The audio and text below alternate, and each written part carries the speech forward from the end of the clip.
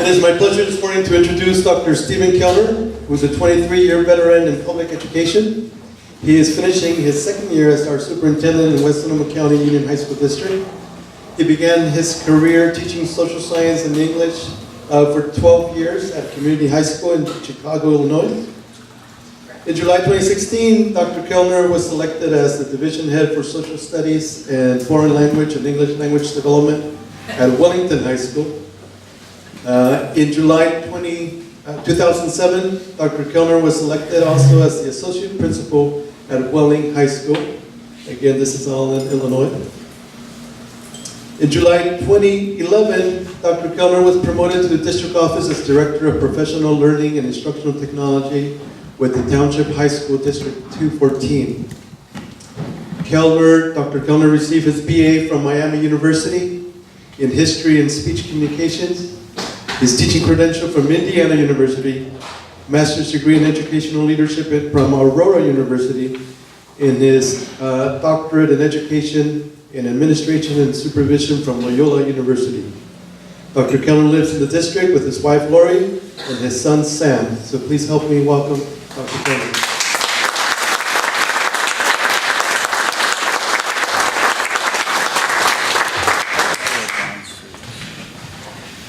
Gotta live up to that introduction, I guess. I fell asleep in the middle of it. So thank you so much for asking me to be here, particularly Mark. And I was telling my table, I was at the Forestville Pharmacy in the winter getting my flu shot, and I think it was when the needle was actually in my arm that Mark said, "Hey, do you want to be a speaker at Rotary? Would that be okay?" So I said, "Sure, absolutely." And the needle came out, and I'm here, so it's good. I think we're good. So my purpose here today is to share with you some of the things that the district has been doing for the last couple of years, and leave definitely some time for questions that you may have. I know that many of you have a lot of roots with the district, so just as a starting point, how many of you yourselves are alumni of one of our 3 high schools? And how many of you have family members that are alums? That's fantastic. That's fantastic. And as I begin, tis the season of community grants, and this club and all the Rotary support we get in West County is absolutely phenomenal to education. We couldn't do our work without it, so I salute you guys. Thank you for that.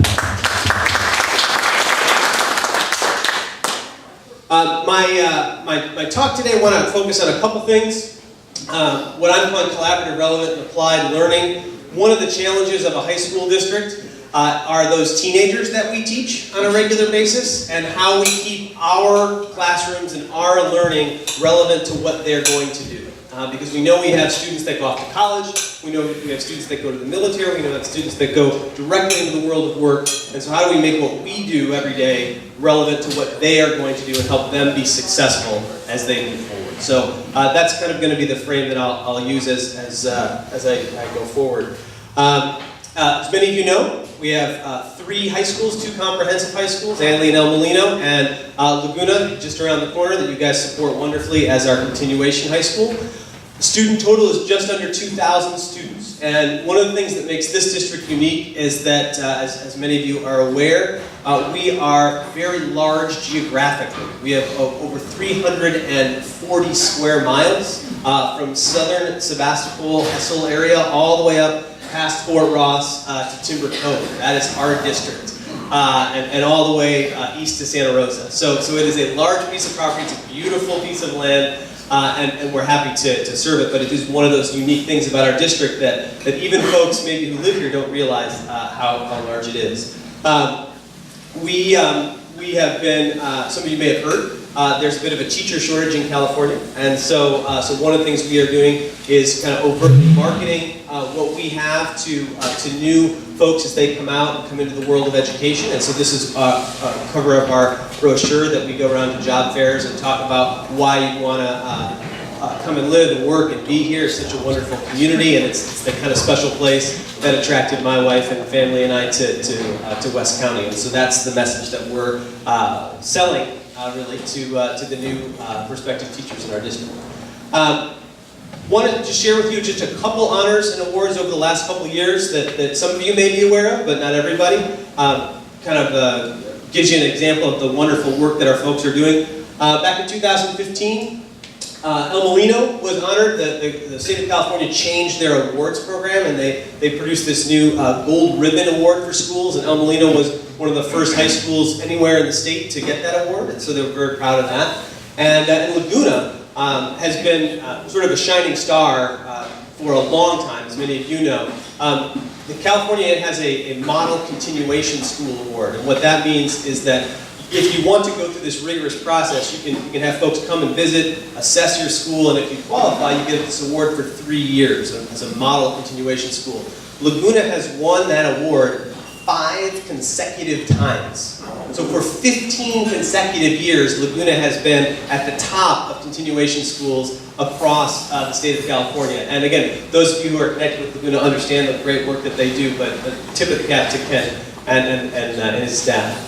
Last year, Anley and El Molino, not for the first time, were once again recognized by U.S. News & World Report as silver medal winners. What that means is that they were recognized as the top 10% in the nation and the top 5% in California in terms of academics. So very proud of that. And then, although we're only a couple months into 2017, we already have a couple of awards to talk about. Some of you may have seen, got a little publicity about this, that a school analytics site called niche.com ranked all the districts in California. Our district was ranked 55th in the state, which was the highest anywhere in the North Bay. We were the only district in Sonoma or Napa County that received a rating at all. So we are really proud of that. The highest ranked district between Petaluma and the Oregon border. So it's something to be very, very proud of. And then just, 8-9 days ago, Anley received a really nice honor from the Bohemian newspaper as the best public school in Sonoma County. So just a quick snapshot of the kind of honors and accolades that we like to make sure that we recognize the hard work. I'm the one who gets to go to events like this and brag about these, but it's our teachers and our support staff that are doing the hard work in the classrooms to actually earn those awards. So really, really well done. Can we applaud? Absolutely.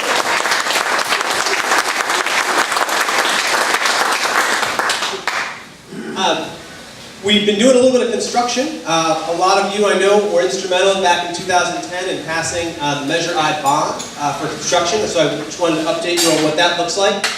Wrapped up a couple projects last year. They're phenomenal. One, you can see the picture there, is the new band room at Anley, which is just right around the corner here. And it's a wonderful facility. The acoustics are outstanding. There's music storage for the instruments, and it's really a first-class instrumental music facility.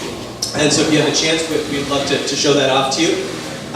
Additionally, we have a couple stadiums that some of you may have seen over at Anley. We have a brand new stadium track. You can see the nice shot of the press box there.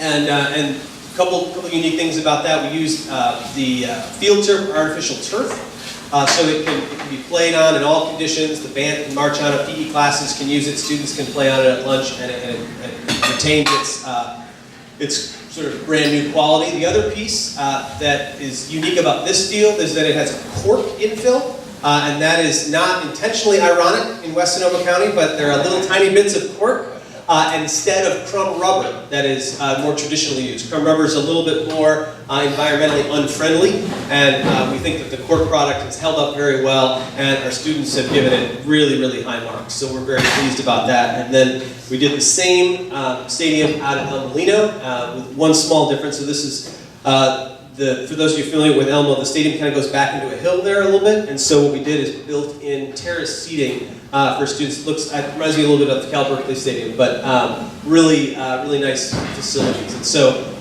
that is thanks to all of your efforts and the wonderful support through the bond measure that you have provided. So these are really top-class facilities, and what we found is that the community, all types of groups are really wanting to rent these from us and use them, and that was the purpose, really. And the dollars from the rental goes into a fund so that when we do need to replace the turf, the dollars are there for that. So we're really pleased with what we've been able to do. 3 areas that I want to just kind of update you on district-wide to sort of bigger projects. We've been a high school district for 108 years, and in the fall, we're actually going to be opening middle school, and that's new to us. And some of you may be aware of that, some of you may not. It's called, we're calling it West County Charter Middle School. And back in 2011, conversations started with some of the smaller middle schools in West County. And one of the things they came to Keller McDonald at the time and said, you know, we're challenged with small middle schools. We can't offer the robust programs that we'd like to with electives and athletics. And is there a way we can work together to provide something for students? And as things in education tend to do, this took quite a bit of time and quite a bit of different superintendents and different boards of education. And we got to the point where we're really working directly with Forestville Union School District to put something together. And so we decided that we really need to go out to the community and say, okay, well, if you were going to create a middle school from scratch, what would that look like? What would matter to you? What would be the number one element or number two element that you would want your son or daughter to experience? And the things that kept coming back when we talked to the board, we talked to the community, when we talked to students, was the ability to solve problems. It's nice to do a worksheet, it's great to write an essay, but really solving problems and doing work that expands outside of the school building. Right? What does that look like when I can take what I'm doing in school and go into, quote unquote, the real world? The students tell us that all the time. This is school, Dr. Keller, it's not the real world. We want to connect those two things. We want to connect those. And so that's what kept coming up in the conversations that we had. And so the piece that really connected those was something called design thinking. And this comes out of the Stanford University School of Design. And what I would call this is sort of brainstorming on steroids. And so just for those of you who've not heard of this before, I'll just kind of quickly give you a sense of what this looks like. The idea behind design thinking is that you have a problem. And the first thing you want to do in order to understand the problem is empathize with the people who are experiencing that. So what that means is sitting down and interviewing, asking questions, really understanding what that issue is that the folks are struggling with. Then actually defining what that problem is. Actually naming it, right? Putting it down on paper. And then comes, again, this is the part that we are familiar with brainstorming, but it's Stanford, so they had to use a Stanford word. And they used ideate, right? Which is a very fancy word for brainstorming. So you brainstorm over and over again. And then prototype. So okay, you got your idea. How do we make that happen? What does that look like? Are we actually going to make something? Are we going to write something up? Is it a website? What are we making? We prototype it. We test it out with the person that we interviewed to begin with, and then we probably do it all over again. And so that's that structure that we're going to embed in the middle school classes of how to teach middle schoolers to really solve problems on a deeper level than they've used to been doing. And so this is what the school website looks like. For those of you who are familiar, this is the current Forestville Academy, the 7th and 8th campus. So we will actually be using that space on Forestville's campus. We have a nice agreement with them. So Forestville will be educating the students K through 6, and then we will take over and educate the 7th and 8th graders. Which is a really unique relationship. We couldn't find any other example anywhere in California of two school districts collaborating to form a charter school. One of the underlying benefits to this, though, is it will bring, and already has, students who don't currently live in West County into West County for school, and we're pretty sure if we can get them here in 7th and 8th grade, we can keep them here for high school. We know how to do that. We've been doing that pretty well. And so currently, our target enrollment is 100 students for the fall, and we're actually a little bit ahead of that, with about 35 of those students coming in from outside the district. And so that's something that we're very, very excited about. And perhaps, I don't want to speak for, perhaps a future program might be the principal of the charter middle school. She's joining us. She's the current principal of Cloverdale High School, and she's going to come over and be our middle school principal. We're very excited about that. So that's the middle school. Something that I also want to mention, which might be particular relevance to a couple of your members, is a new networking upgrade that we did in the district, and some 21st century learning. So the last time the district had its internet standardized was 2006, which doesn't seem like that long ago, but just as a reference, the iPhone was invented in 2007. So it's changed a little bit.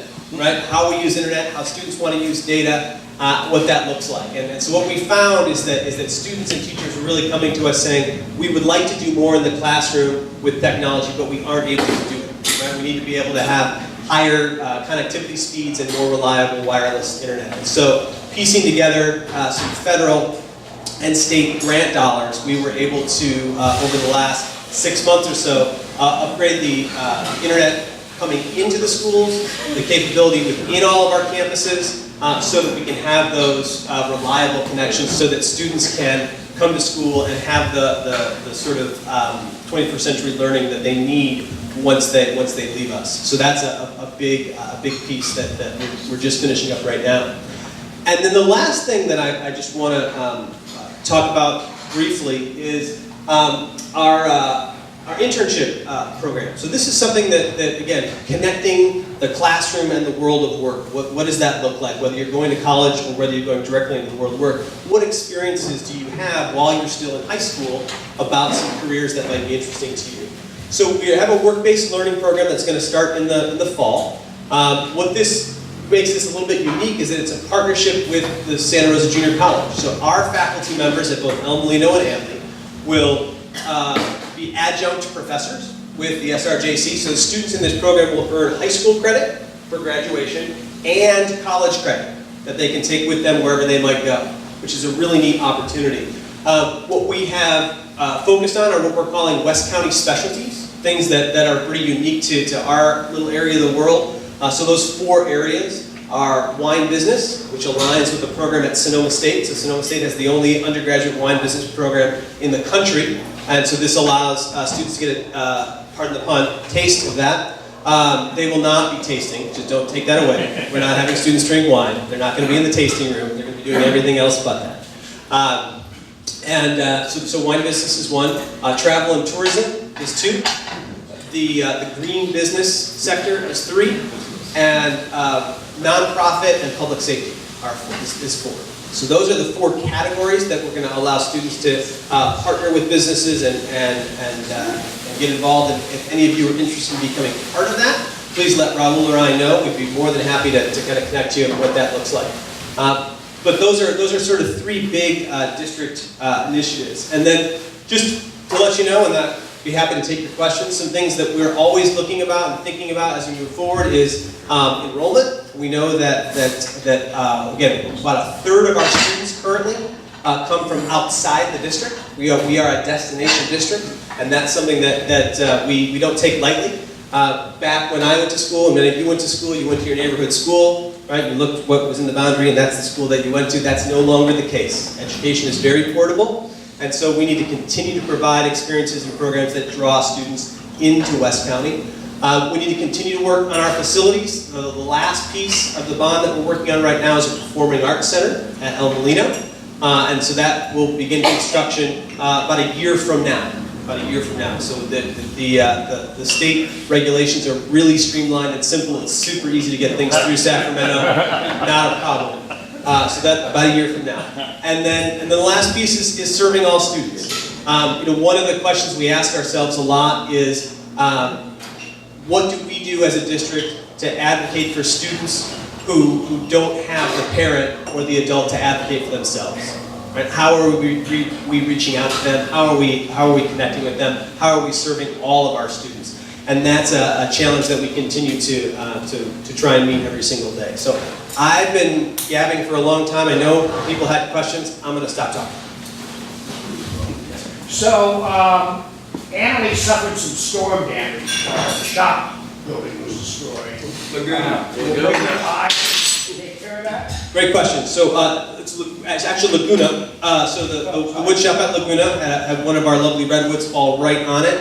And unfortunately that is not usable, but we have a wonderful insurance policy that will be purchasing a new classroom for Laguna. We're going to put it in a slightly different location, but they should be up and running in the fall. So thank you for that great question. You showed pictures of the new field up there, and has it kept the main Carson Field, -- and are people aware that the bleachers and the lights were there because of Rotary? It is still Carson Field, absolutely. And we are doing everything we can to give credit where credit is due. But yes, it was truly a community effort for the press box and the bleachers, and all the additional improvements were beyond measure out. What I'm talking about is the original Yes. bleachers and lights were there because of the work of Rotarians in the Sebastopol. That's outstanding. We didn't include that there. But there is a plaque in the entrance to the stadium that states that, so. Curious what you're doing to try and address the affordability of housing for teachers. I can't imagine that has any impact on getting teachers to come here. That's a great question. So one of the things that we've done just a couple weeks ago, all the districts in Sonoma County got together and did a job fair at SCO, and part of that, the Sonoma Land Trust was there. And some of you may be aware that what they have actually done is put together a series of townhomes that are below market value, specifically for what they call public servants, teachers that qualify for that. So we are very aware that a 22-year-old, graduating with that degree is going to look at the real estate section and go, so absolutely. It doesn't meet the need entirely, but those are the kind of creative pieces that we're looking at putting together so we can have people that can have their whole lives here. Right. Yeah, absolutely. Can you explain the difference between a public school and a charter school? Sure, absolutely. So a charter school is a public school. And so the difference is that a charter school is organized slightly differently than a traditional public school in that it has a separate governance board that, in this case, that will report to the high school district board. And that it can focus on a particular subject or theme differently than a traditional public school. And so in this case, the charter's focus is that creativity and design and thinking. But the funding for a charter school is identical to a public school. The requirements are identical to public schools. It's really about how it is governed and written into existence that way. Not answering the question. First of all, there are public charter schools and there are private charter schools, are there not? Private school. So, yeah, I think this is the. Thank you for that. So, what this technically is a dependent charter school. So what that means is it is sponsored by an existing school district. This charter school, and so. There are, I think what you're referring to is what's called independent charter schools. And part of their purpose can be a for-profit mission. This is a dependent charter run by a public school district as opposed to an independent charter run by a company from anywhere. So the primary motivation to create a public charter school is a group wants to get together and have a particular academic focus at that school while still meeting all the set requirements of the state for instruction and coverage of all the curriculum. Exactly. Okay, well, that's good. Thank you.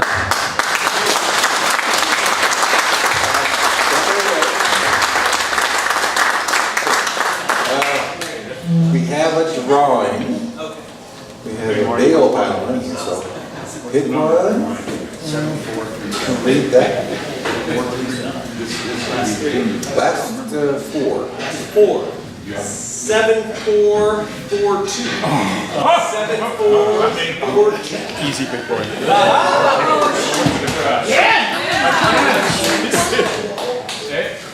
Thank you very much. We have a speaker gift for you. If you have notes to take. I have lots of those. Okay, thank you very much. Thank you.